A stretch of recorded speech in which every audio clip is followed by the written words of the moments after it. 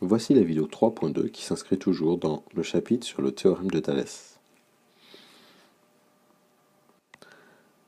Pour commencer, considérons la figure suivante, qui est d'une configuration papillon standard, où nous avons des mesures. Par contre, il ne nous est pas signifié si les droites BV et RO qui sont situées ici, BV et RO, sont parallèles.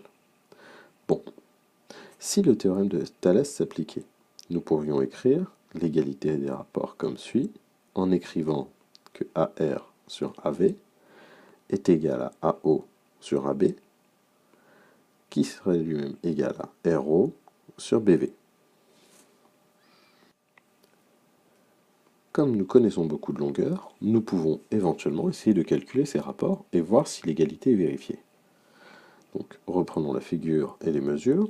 Alors, calculons tout d'abord AR sur AV. Ça nous donne 2 sur 4,2, soit environ 0,476. Calculons ensuite AO sur AB, qui nous donne 3,1 sur 6,5, soit environ 0,477. Que remarque-t-on? Que AR sur AV, ici, n'est pas égal à AO sur AB. Si ce n'est pas égal, ça veut dire que le théorème de Thalès ne marche pas. Si le théorème de Thalès ne marche pas, cela signifie que les droites RO et BV n'étaient pas parallèles. Donc, si l'on considère deux droites, D et D' séquentes en A, avec B et M de points de D distincts de A, et C et N de points de D' distincts de A, nous obtenons une configuration standard. Bien entendu, trois types de figures existent, comme nous l'avons déjà vu précédemment. Que se passe-t-il dans ce cas-là? Nous devons vérifier si deux des trois rapports du théorème de Thalès sont égaux ou non.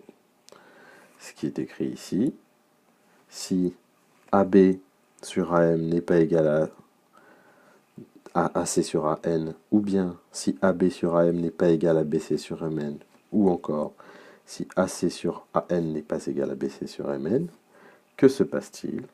Eh bien, les droites ne sont pas parallèles. Nous reverrons la manière de rédiger tout cela durant le prochain cours.